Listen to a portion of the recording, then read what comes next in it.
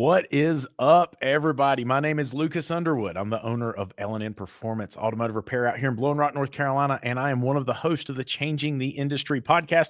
And today I have with me the almighty Cecil Bullard. Cecil, how you doing, buddy? I'm doing great, buddy. I don't know about almighty. Some days it's like almost mighty or something. I don't know. Maybe just almost, right? But Like almost is probably better. I'm great, Lucas. I'm great.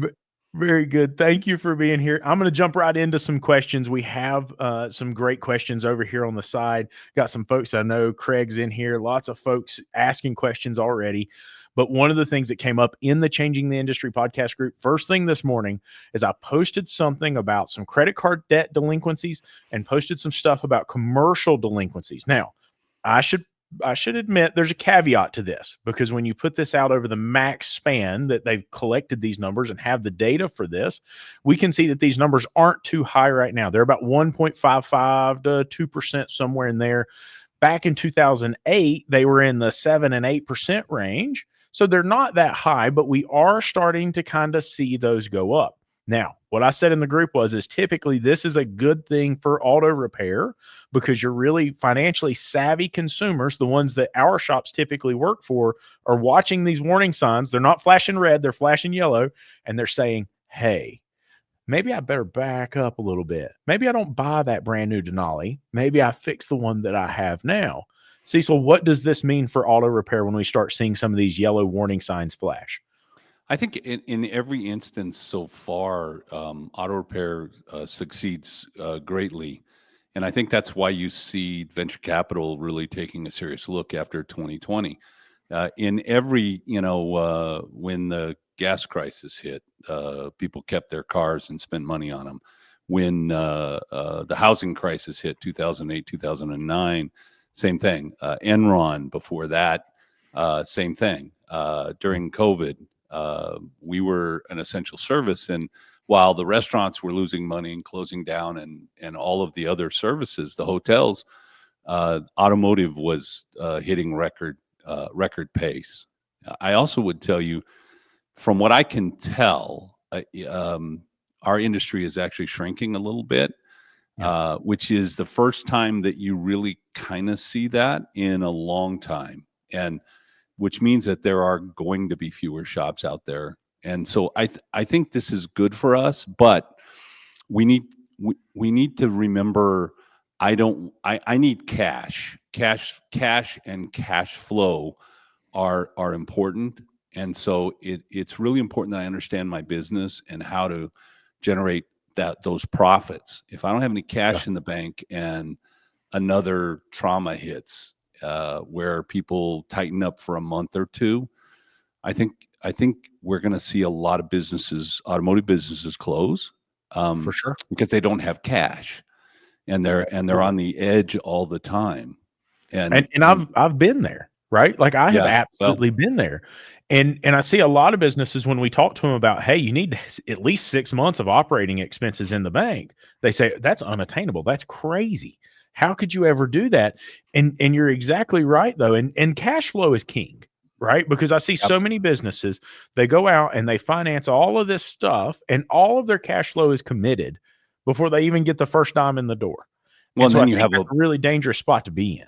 Yeah, and then you have a bad week or a bad month because of the weather or the whatever, and all of a sudden you're behind a month with all of your vendors and everything, and that's a really tough place to be. So be smart, profit, understand what you have to mark things up, understand what profit you need to make, and hold the line, and you'll be fine. And I would say, let's have at least a minimum of 3 months worth of operating capital in the bank. And the way to start that is if you can't put $500 a week aside, put 200. Whatever if you can't put 200, put 100. Just get a habit of writing yourself that check first, right? And putting that in that account. And that account is not Cecil gets to go buy a new truck account or a boat, or that account is, that money doesn't get touched unless the world is on fire account. Right. Absolutely. So, and I learned something years ago I did shop supplies for a long time. I made an adjustment to that. But when I took those shop supplies were a percentage of income, and I just took that money and that went into that account no matter what. And so Yeah. that was how I started building that kind of nest egg, that protection blanket there, started putting some money back. Cecil, the first question I want to talk about is what parts should not be in a parts matrix and how do we charge for those parts? Now, for me, my tires, they're not in the standard matrix, right? They're in a different matrix. But my batteries, I'm typically doing 35% on those. Wiper blades, I'm typically doing like 50%. Fluids, I've got one for that around the 55%, somewhere in that range. The one that I see a lot of shops get caught up on is things that are multiples. So 8 spark plugs or a Pentastar where you've got 16 rocker arms and it might drive the price to that 70 or 80% range because they're inexpensive. Tell us, how do we navigate this? Because there's some things that may not need to be in a matrix, right? Most of the shops don't put tires in a matrix. So while we're looking for a 58% margin on our parts, we're looking for a 35% margin to 40 on our tires.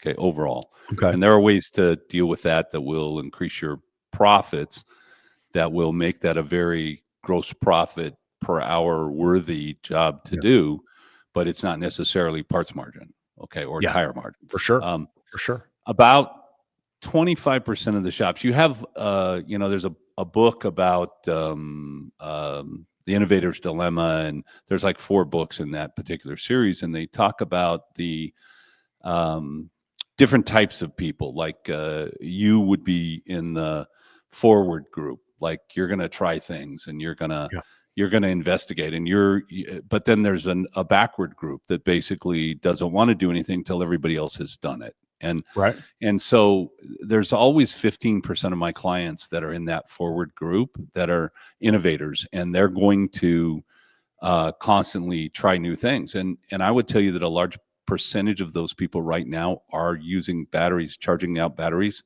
just like in the regular matrix. Okay. But the majority of our clients, probably 80-85%, they have batteries in a separate matrix where they're not making more than, say, 30-35%, like tires. It's it would be like a tire matrix. And then I would tell you wiper blades, I wouldn't do it myself, never did. Okay. But if you think, I used to, when I used to talk about this, I used to say, don't discount anything. Do not, right? And your thought of competition is a false thought. Right? Yes. So agreed. You're thinking that someone's looking at the wiper blades, and if they don't buy wiper blades from me because I'm too expensive, then they're going to say everything else is too expensive. And I would tell you that the majority of your clients, the majority, 98-99%, are buying from you because they feel comfortable, because you're close, for a bunch of other reasons. Okay. Absolutely.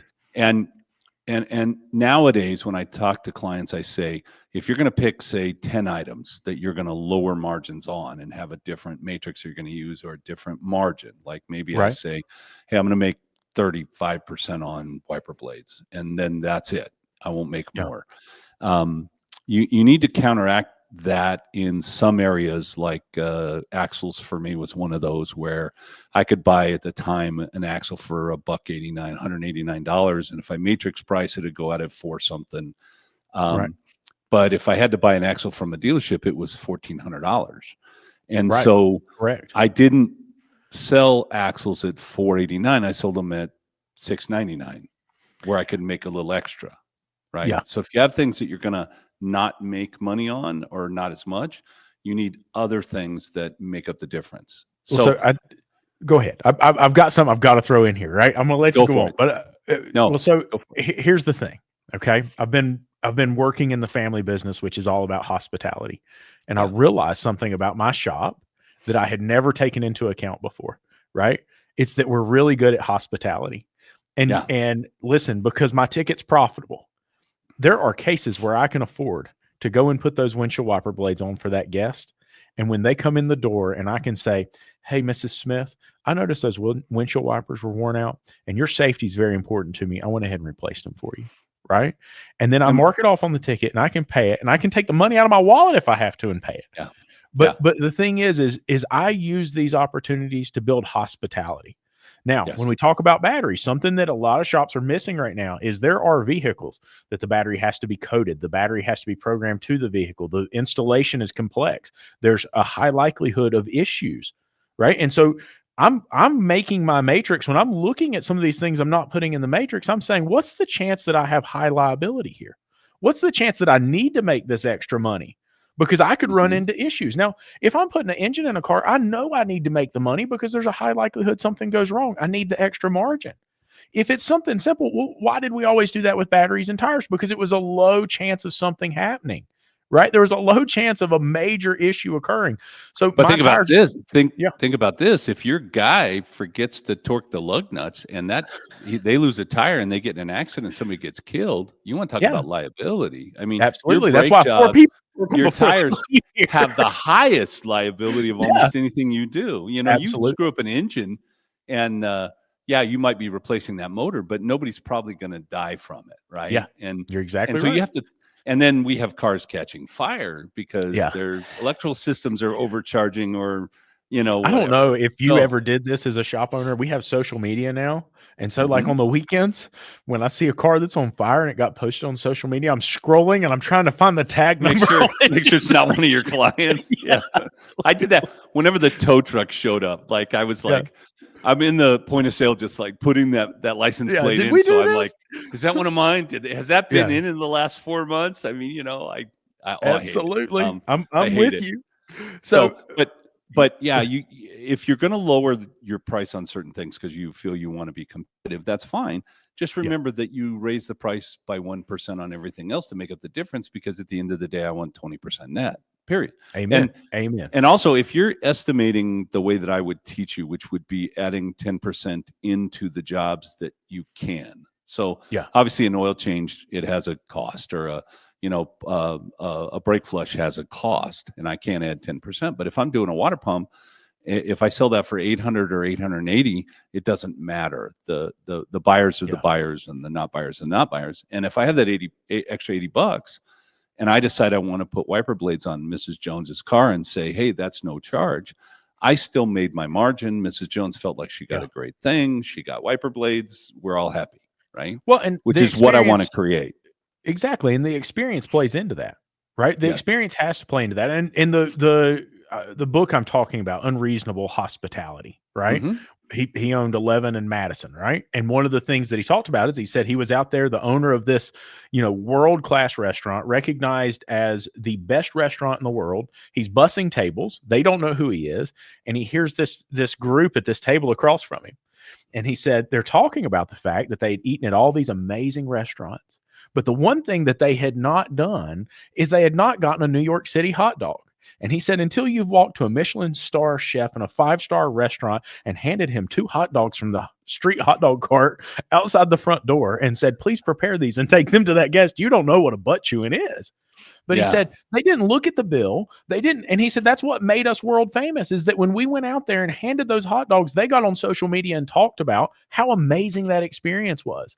And so we're in the business of creating experiences in auto repair too. And I know it sounds crazy to a lot of people, but I didn't realize that's what I was doing when I would give a set of wiper blades away. I was making it up in my margin elsewhere. And I know, Cecil, I can see it in the face. Like I'm debating how bad the butt chewing is going to be in our next coaching call. Like, you're No, giving one away. actually, no butt chewing. If the bottom line is right, who Yeah. cares if I give away wiper blades Amen. or anything Yeah. else, right? I mean, Yeah. so, and I got, we're doing the marketing conference, the Mars conference in the next couple of days, and I'm speaking, Yeah. and I got to tell you, everything is about the customer experience. Yes. All right. It's not about the Yep. price. It's not what it costs. For the majority of the population, they don't care what it costs. They don't Yeah. know what it should cost. They don't really care. They're not Absolutely. calling 15 shops and comparing you. And if they are, they don't know what they're comparing. Right. Exactly. So it doesn't matter. It's all about the experience. And if you Yeah. really want to be successful in automotive service and repair, don't forget about the service part of Amen. it, because that's Amen. what it's all about. It's really sir. taking care of that client. 100%. Jumping on to the next question, and it's kind of along these lines, and it's something that I've had a ton of experience with here recently. I'm on the board of the Automotive Service and Tire Alliance. A lot of people know that used to be the Independent Garage Owners of North Carolina. We merged with the North Carolina Tire Dealers Association to make the Automotive Service and Tire Alliance. And all of a sudden, I'm sat in a room with the most successful tire shops, in my opinion, in the country, right? Some of the most brilliant tire shop owners you could ever meet. And I'm sitting in this room with them, and they're sharing with me their strategies. And all of a sudden, I'm seeing, for years I said tires don't make any money. And now I'm sitting in this room with these guys who are making way more money than I am with tires. Cecil, what should the margin and installation be on tires? How do we calculate this? I think margin wise, I was always looking for 40%. So I've worked with many of the big tire guys. I worked with Goodyear for a while. I worked with guys, big O tire stores, just Bridgestone, Firestone, etc. And Right. a guy had 3 big O stores here, and their tire margins were about 21%. I came in and I said, well, we're going to get 40. And he was like, Right. there's no way we're ever going to get 40% on tires. And I'm like, yes, we are. And within 6 months, we were at 38. Now, I would like the goal to be 40. If we're at 35 or higher, I'm okay. We're fine for tires. All right. And then there's other things I can do to improve my margin in the tire job, which is selling like a TPMS repair kit. Which is the O-rings for the TPMS and the wheel weights as a kit. Also, you were talking about like selling, I don't know, 12 spark plugs or 6 spark plugs or whatever. I can create a kit out of that and sell that as a kit as opposed to individual. I can still get good margin, but it doesn't look like I'm charging you $45 or $54 per spark plug, right? Yeah, that's really good. And so creating kits around those things where I'm going to put in like 12 injectors or, whatever, those will help you look better and maintain margin. Right. Yeah. And absolutely. And so that would be that and so how much to put on, I'm going to have a technician who's going to spend a tech, not really a tech, because we don't tire tech or whatever, going to spend a half an hour probably. So I have to think about that half an hour cost for that guy, mark that cost up so that I can make my, 62% on labor gross profit. And then that's what I want to sell a set of tires for. The installation part. So I'm going to have the installation. I think today I'd be $20-$25 a tire. I don't think it'd be less than that, period. Yeah. I think I'm more than that. I think I'm 32 right now. And one of the things that we talk about a lot, because it's the automotive industry, we tend to come back to hours, right? And we talk about hours a lot and how long it takes somebody. One of the things I think is important to share is it within reason. It's not really that important how long it takes. And we don't care necessarily how long it takes. We just want to make sure we're paid for their time and they're paid for their time. Right. Yeah, but kind of we do, because the biggest problem we have in the automotive industry that's killing profit is labor productivity. It's not necessarily pricing or parts pricing. It's productive. It's lack of productivity. You're absolutely right. But here's my point with it is if you're tracking it properly, right? Because what was it Jimmy always said? You can't manage what you don't measure. Yeah. And so if you're not tracking it and you're not managing it and you're not saying, hey, like, I don't really care how long it takes you to do this job. Here's book. You've got this kind of margin over top of book. But if you're going to go over this, we have to have a discussion so I can bill appropriately to make this work.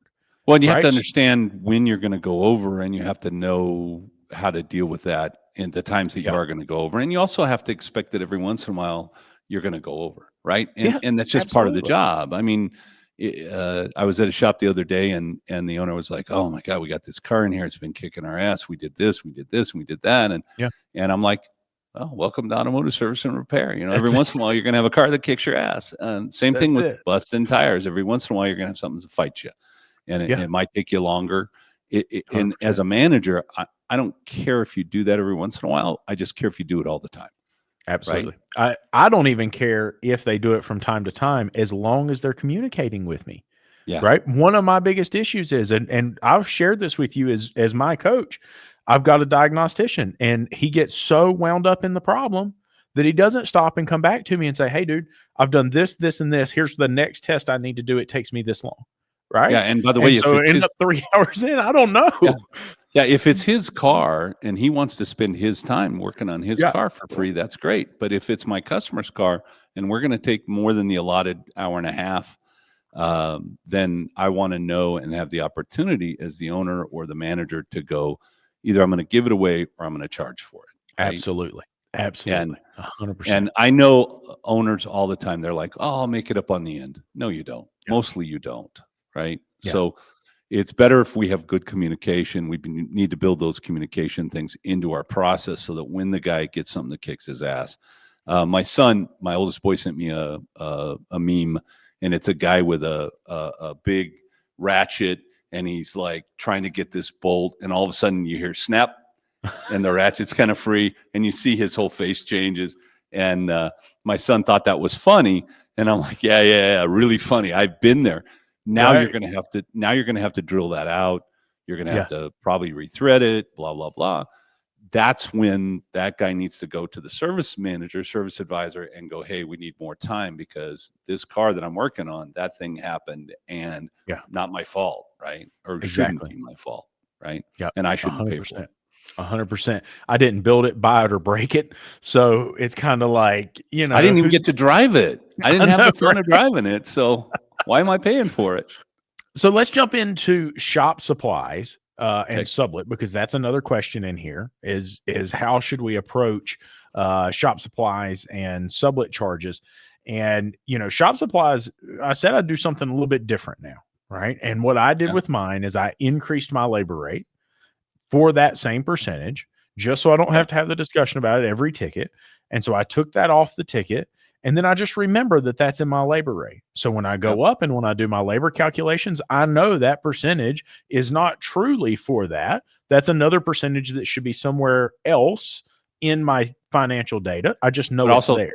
But also think about this. If I went up, say, $40 an hour and I was charging, say, 6% of my labor rate as a shop supply, I have to move my labor rate up another $2.40 to keep that, or my shop supply part of that, at the same percentage, right? Yep, And absolutely. And I do. So I calculate it just like that.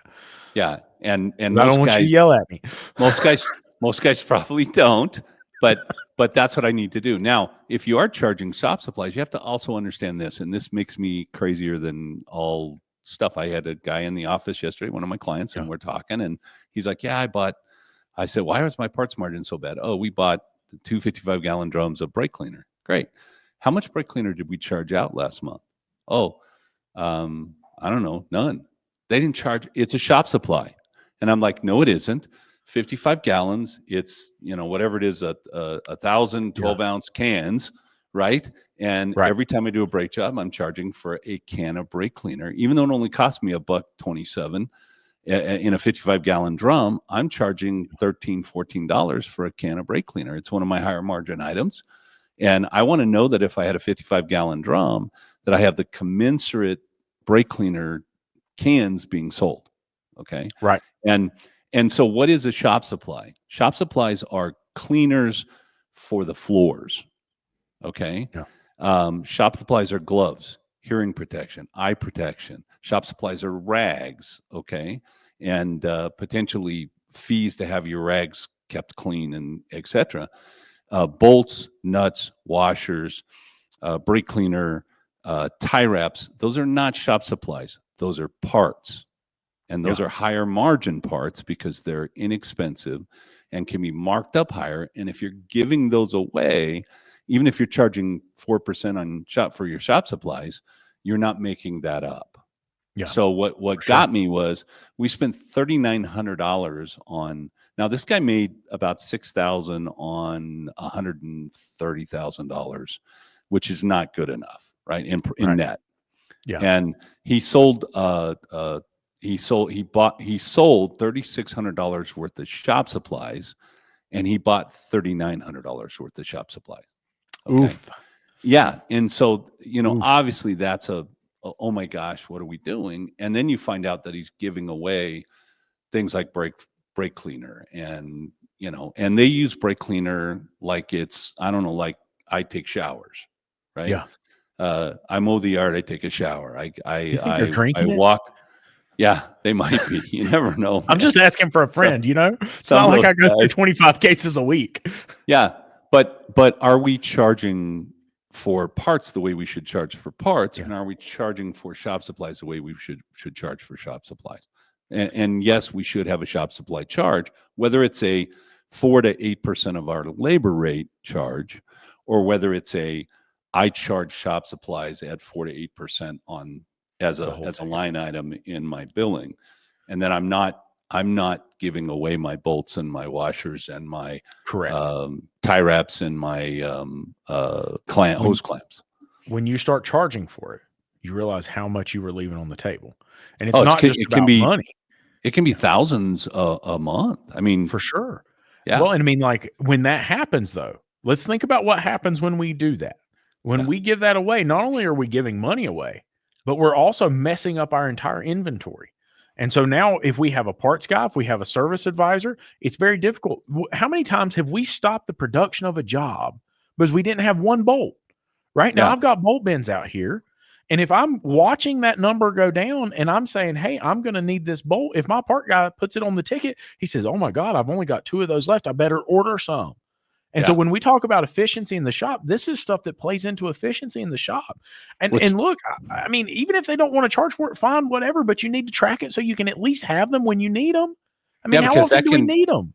that can hold up a $10,000 job for Yeah. 2 days while I try to order a special bolt that I should have had that I don't have because I've been giving them away and not keeping track. And let me tell you, folks, when you've got a coach like Cecil Bullard, and you realize that that job didn't close last month because of a 41-cent bolt, and nobody in town had one, but you usually keep one on the shelf, and you've got to explain that to Cecil Bullard, you will quit doing it, I promise. Okay, I'm just going to tell you right now. If every shop owner were like, oh, I have to spend an hour with Cecil once every 2 weeks, they would be like, oh, I'm going to do these things better because then I don't have to have those conversations. That's exactly right. I don't want to have that discussion again. So ER Auto Diesel and Tire ask, what about diesel parts? Now, look, I'm going to get on my soapbox, Cecil, because when I started this, I was a diesel performance shop. Yeah. All I did was work on diesel trucks.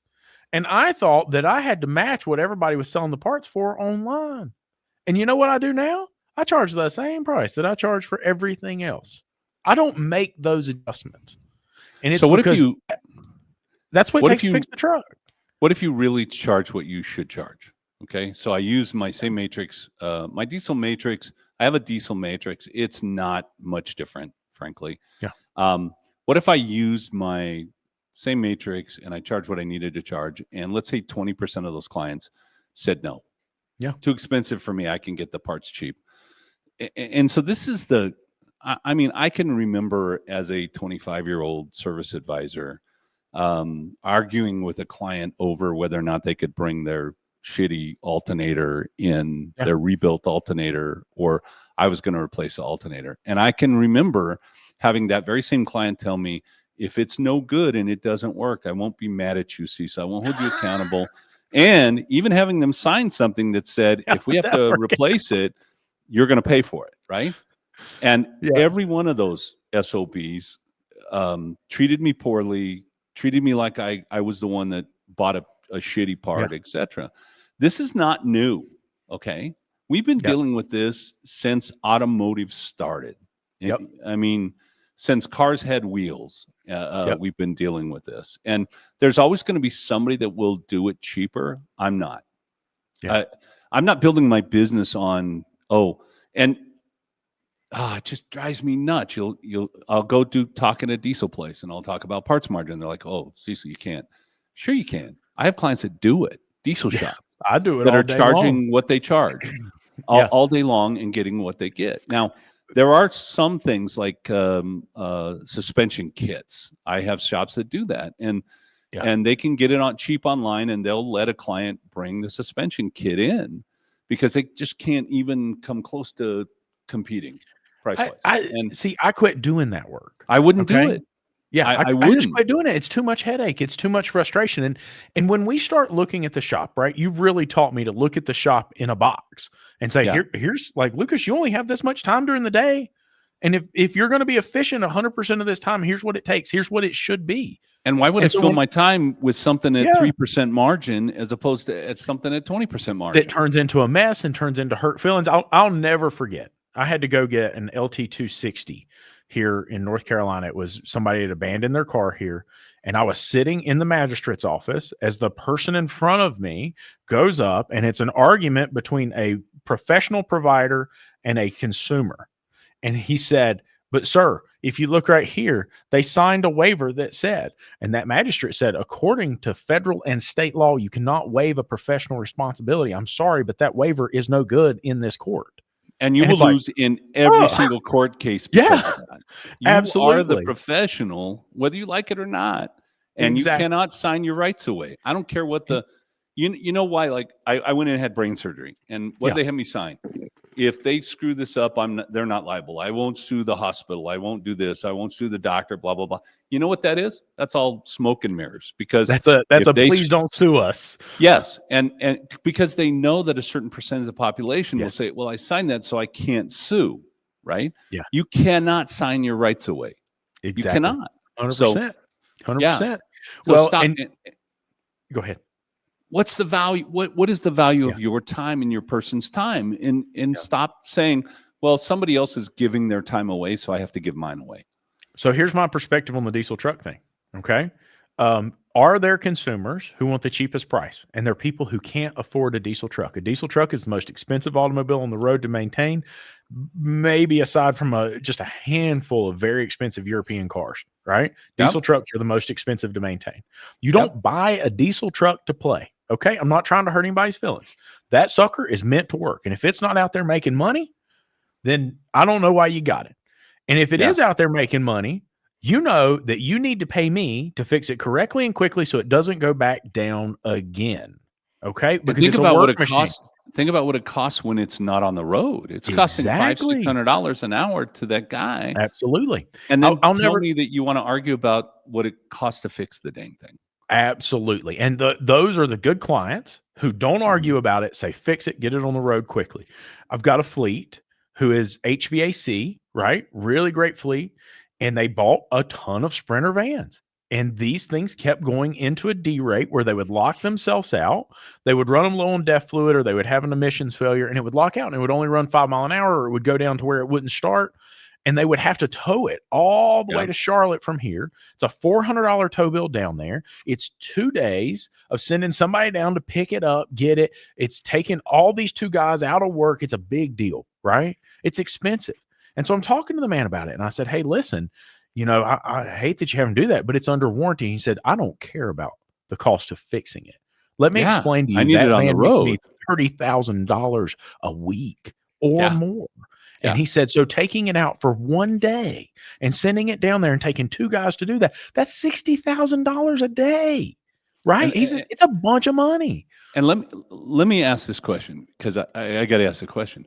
Who in the F taught these guys that they have to be price competitive with a bunch of idiots that don't understand their business and don't know how to make a profit? Where did they get that idea that, well, it's a competitive marketplace? Well, of course it is. Everything's you want to know burritos is a competitive marketplace. Okay. Yeah, but I don't go to the place that has the cheapest burrito. I go to the place that has the best burrito, the one I like, that's close by, blah, blah, blah. 100%. And 100%. Yeah. And we have a bunch of these in the industries. You could talk about the diesel guys. You could talk about the some of the European shops. You could talk about the Diag guys trying to give away free Diag all the time because someone else is giving away free Diag. And we get these crazy ideas that we can't make a profit, and then we live by that, and then we die by that. Absolutely. And I share with shop owners all the time. Look, the numbers are the numbers are the numbers, right? There's no way around it. And if that's what the business takes to be profitable, that's what the business takes to be profitable. I can't just make numbers up and throw them out there and expect to survive, right? And you want to know, does not work. Do you want to know that my highest priced, most profitable shops are the most consistently busy also? They have the Yeah. best clients. They have the best Absolutely. client counts, the consistency. It's the guys that are discounting and cheap that are fighting and arguing every day and not Exactly. consistent in their business because Yep. of what they're doing. They have the happiest techs. They have the happiest clients. They have the happiest staff. They have Yep. people that go home at the end of the day and take the weekend off. And right, like that's just how it is. And I Right. You love, don't have to fight for this. yeah, I got a workers' comp audit and they sent me a bill today. And I'm like, okay, I just need to talk to my HR, my people. And I said, hey, is Yeah. this the company? And they're like, yeah, that's a company. I said, did they really do an audit? Yes, they did. Okay, I owe them money. Well, I hate Right. that. Right. But Yeah. it sure is nice that money sitting in the bank that you can just write a check and go, okay, here you go. It's just an inconvenience. It's not, oh my God, where am I going to come up with that money so that I can pay this workers' comp audit that I have to pay? Right. I mean, Yeah. it's not like I get any way around it. My Sure. rent, I have to pay. My workers' comp, I got to pay. And it's nice to have money in the bank. Stop thinking that you need to be competitive with the guy down the street who's running himself in the ground. Yeah. You don't. Well, and even beyond that, though, is you don't know what his financials look like. Yeah. You don't know what his numbers are. He may not be paying rent. You don't Yeah. know what his situation is. And so you can't base it off what he's doing. You have to base it off of your financials. There's no way around that. So let me ask. Understand what your business needs to do financially first. Absolutely. Absolutely. So let me ask you this. One of the things that we've been talking about a lot in the group here recently is the onboarding of new staff. And the two that really stand out to me is there's a lot of folks who are saying, hey, I'm going to hire my first tech. Hey, I'm going to hire my first advisor. And then after that, you start hearing, hey, I'm going to hire a manager. Or I'm going to hire a parts guy, whatever it may be. In what order do we begin to put people in the shop? So we're a one-man band. We've got the shop. It's cooking. We've got it full of cars. We're doing all this work. Cecil, when do I start bringing people in, and in what order do I bring them in? The first thing that I have to do is decide what I want 10, 15 years from now. Okay. What do I want to be? If I want to be a tech in my business, and that's my joy, and I want to have someone else manage it and run it and all of that, then that's a different progression. I would tell you, for most of us, though, we have a vision of, I won't be working on cars. I'll be the manager, owner. I won't, I'll take Wednesdays off, whatever. And so usually for me, it's a tech first. Okay. And when I have, so I should be doing somewhere between probably around 40,000 a month by myself, okay. Me writing service, me talking to clients, me doing work. And then I'm going to probably hire a technician, and now we're going to be doing 60, 65,000. I'm going to step into more of the service advisor role, less of the production role. Then I'm going to hire a second tech, and now we're going to be doing 80,000 to 100,000, and I'm going to be writing service 99% of the time, and I'm not going to be working on cars. Then when I go to hire my third tech, I'm hiring a service advisor to come in. All right. Okay. And so I want to have no more than 6 techs for 2 service advisors. Okay. Probably when I get to before 4 techs, I want to have either an assistant or somebody as a service advisor. And so for me, building the business is almost always, let's go find the tech or a tech, either one we can train or one that's already trained, hopefully. Right. Before I do a service advisor or anything, because I am the face of the business when I start a business and it's just me. Yeah. And so I want that continuity with my clients, and I'm much more likely to be able to sell the customer, et cetera, than say someone else that I might quote unquote bring in. Right. And so that's kind of the progression, and also, when does my shop run most efficiently, most profitably? 5 to 6 techs, 2 service advisors, the parts guy. Right. And one of those techs, one of the service advisors is probably a quote unquote service manager that has some management duties, so that I don't have to show up every morning, or I don't have to do everything in the business management wise. So I'm gonna take us off track here a little bit. So one of the things that we see happen a lot is a technician becomes disgruntled in their current place of work, and they decide they're going to start their own shop. And they say, I am going to reinvent the wheel. I'm going to show these guys how to run a business, because the auto repair industry just doesn't work the way it is. Now, there's aspects of that I don't disagree with, right? And I am a huge proponent for technicians. I don't believe that we've been treating them very well, and I believe that in a lot of ways that we have to make sure we're respecting them and taking care of them. But we're seeing these guys go start shops and they're treating themselves worse than the shop was treating them. But because they're doing it for themselves, they feel really good about it, right? And so I believe that it's important that we educate them and help them grow up in that. But what I'm seeing is these really, really skilled technicians go out, start a shop, and then they decide to charge less than everybody else. Now, from the way I see it, that's a boutique type shop, right? That's a one in a million. You get to talk to the guy that's working on your car. He's the owner of the business, cares genuinely about its growth and cares genuinely about you because he has a personal connection with you.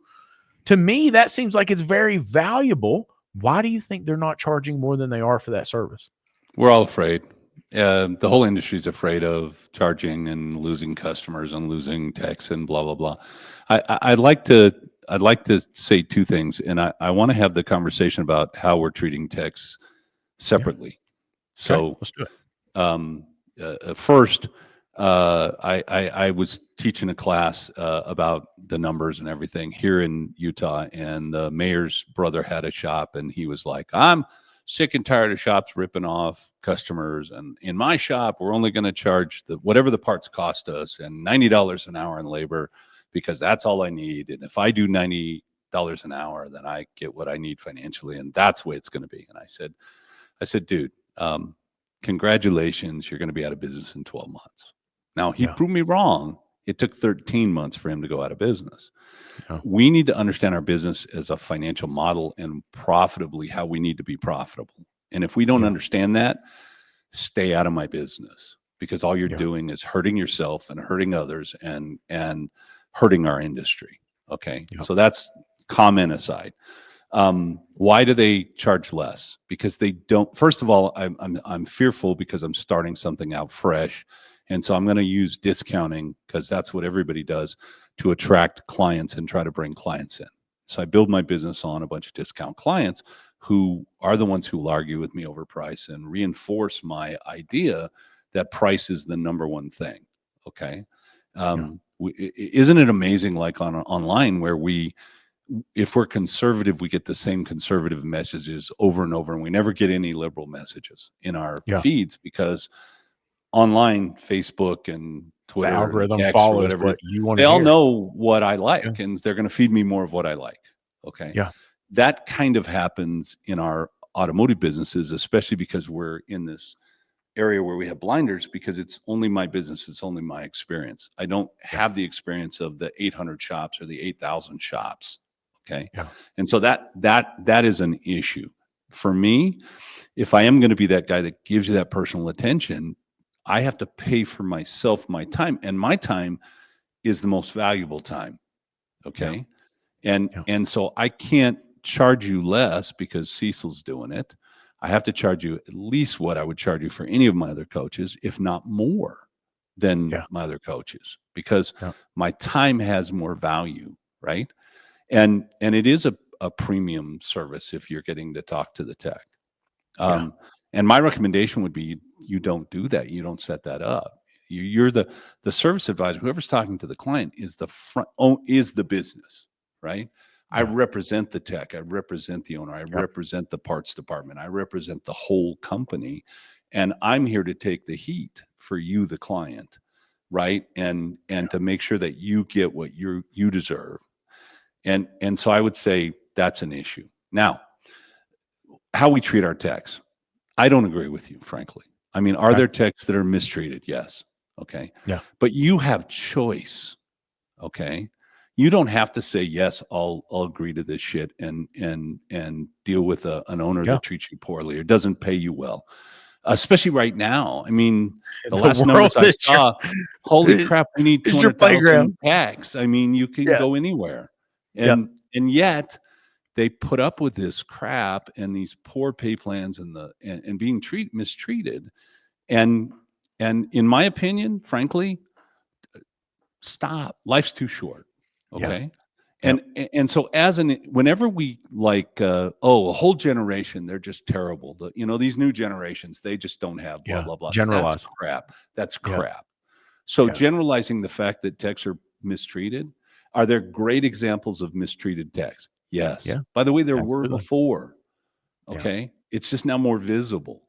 And if you don't like the way you're treated, oh my God, you got wheels on your toolbox for a reason, right? Listen, I upset a lot of people, okay? Yeah. Because I made a video a while back and I was talking about the fact, and there's another video coming as a result of this, but I was talking about, hey, listen, I completely understand that if you're not paid fairly and if things aren't working right, but you can't be a victim, you have to solve the problem, right? Yeah, you It's should be great that working on that person's in your shop. Yeah. exactly. And so like we can't be victims. We have to take the problem, we have to solve it, we have to fix it, we have to go on. And if it's that we're not being paid fairly, if things aren't working for us, nobody else is going to look out for me or you. We have to look out for ourselves. Right? We have a personal responsibility. If we have a family, we have people we love, we have people we care about. That's our job to look out for them. But the industry isn't necessarily going to look out for Bobby that works in the shop down the street. That's Bobby's job. And I'm not saying that there aren't shops that will look out for Bobby. I'm just saying if it's not working and you're not making enough and you're not surviving, you've got to do something different. Whether that's spend less money, whether that's But I you've tell got to you, take ownership of it. we perpetuate this same BS because I start my own shop because the guy before me is charging $150 an hour. He's only paying me 30. So I'm poorly paid, right? Right. But because I think that he's making 150 for every hour, but I don't understand about rent and utilities and banking costs and insurance and blah, blah, blah, blah, blah. That guy in most cases is making less than you. And we perpetuate this and we keep perpetuating it because we don't learn about the business financially and understand the business financially and how to dig ourselves out of these holes. And so, there are examples of really poorly paid technicians and really shitty bosses. There's plenty of that out there. Yeah, absolutely. But most of the guys that I know and work with, these techs are making tons of money. We put these pay plans in place. You understand the pay plans. We put them in your place. And it gives them tons of opportunity, but the business has to succeed along with them. I can't charge $90 an hour and pay somebody, $40 an hour plus benefits and still survive financially. I can't do it. And I'll tell you, I don't think there's a shop in the United States today. I used to say it should be under 250 an hour. I would tell you right now it's 300 an hour. Yeah, I'm with you. If you look at inflation, if you look at the way the data's played out over the years, the complexity of the car, all of the things that play into what auto repair should be charging, we're not where we're supposed to be. Not even close, right? Like we fell behind. Why? Yeah. Let me ask you, why did we fall behind? Scared. We're afraid. We're afraid. I think I have to. I have this false sense of the guy down the street. I drive by his shop; it's full, and I think, oh, he's busy, and I know what his labor rate is or what he talks about, and we have a friend who talks about not charging diagnostic fees. Yeah. Oh, come on, give me a break. You charge diagnostic fees. You just charge everybody. You raise your labor rates so that everybody pays the diagnostic fee. You just don't give it to the client. We have this false sense of that because this particular person is giving that false sense out, like he's doing something secret that nobody else knows how, and he's magic. He ain't magic. The guy down the street that's got cars full in his shop is either doing one of two things. He's either cheap, and he has every cheap person with every piece of crap car in his shop, which he's not getting out because he's not productive, he's not as profitable as you think, or his service is so good that people are lining up and willing to wait for them. And if that's the case, then his price is much higher than the guy that's giving it away. Absolutely. Okay? And because he understands the dynamic. Yeah, and there's nothing in between that. There is really nothing in between that. Yep. You're exactly right. Last question. What percentage of net profit should be your net cash flow after paying shareholder contributions and any debt? So I want 20% net net. Okay. Okay. Out of that 20% net, I'm going to pay taxes, which is going to be about a third. Okay. Somewhere around 30% of that, 33% is going to go to tax. It's going to leave me 60% of that 20%. Okay. Okay. So now I'm at 12 to 14%, depending on how good my tax guy is. Right. Of that 12 to 14, I am now going to pay shareholder contributions, which is going to be about half of that. And the other half of that is going to be set aside for building tools, etc. Okay. I'm going to end up with 7 to 8% of the net of the, not of the 20%, but I'm going to end up with 7 or 8% of the overall net profit in my pocket as a shareholder. Got it. Okay. Got it. And I might even end up with 10 or 12 if I do this right and I run myself at 24%, which means I have to be more than 100% productive. But Yeah. I have shops that certainly do that. Basically, for training purposes, a third is going to go to taxes, a third is going to go to the building, the maintenance, the upkeep, etc., and a third is going to come to me, the shareholder. Got it. Of Got it. whatever that profit is. And there are some shop owners who don't believe that they should be making a profit. What do you say to them? Get out of my business. Get out of my business. I mean, business is about profit, and like it or not, would we love to be, in a sense, socialist. I want to take care of everybody. I love everybody. I really would.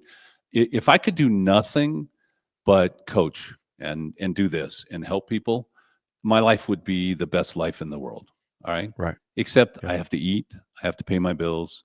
Who's going to take care of me when I can't do this anymore? Lucas, if I fall into hard times, are you going to take care of me? Is it going to be you? Listen, and my you ain't top gonna live on 25 clients? this champagne budget anymore, Cecil. Okay. I'm just telling you. So profit is what business is about. It's about creating personal wealth, and personal wealth is not. It's not. I want to bleed society and etc. I need to have a business that is comfortable, meaning there's money in the bank. I've got 3 months worth of operating capital to 6 months worth of operating capital in case the world goes nuts for a while. I need to prepare for my future, which someday I'm going to sell the place and retire. I don't know what that's going to look like or what that is, but I know what it's going to cost for me to live. I don't drink champagne. I'm a more simple guy. I do like a nice steak though, right? Yeah. But those are getting more expensive these days. Yes, they are a lot more expensive. But I've worked very hard for a very long time to help a lot of people in this industry. And is it because Cecil loves it? Yeah, we don't. I had somebody say everybody does something. Everybody's reason is a selfish reason for whatever you do. And I said that's not true. But if you think about like Mother Teresa, right? She went to Calcutta. She sacrificed her entire life for other people. Why did she do that? Because it made her feel good. Yeah. Okay. Because it made her closer to her God. Because, but there was something in it for her. If there was nothing in it for her, she wouldn't have done it. Okay. Yeah. And we're the same. And so I need profit. And if I don't have enough profit, then every month I'm going, man, it's only the 24th and I'm out of money. And I've got payroll and I've got bills and I've got utilities. And with what's going on with the family business, when money's tight, it's a hard way to live. It is. Okay. Yes, sir. And I don't mean that I need millions and millions in the bank, but I do need to know that I have the cash flow and that I can buy a steak once a week if that's what I want to do. Yep. Okay. Absolutely. So yes, it's about profit, and it should be about profit. Well, Cecil, thank you so much for being here. Thank you for answering these questions. You're a wealth of knowledge. You're a blessing to our industry and to me personally. So big thanks from me. Big thanks from the industry. And I can't wait to do it again. Thank you, sir. I love you, brother. Love you, brother. Y'all have a good one. Thank you.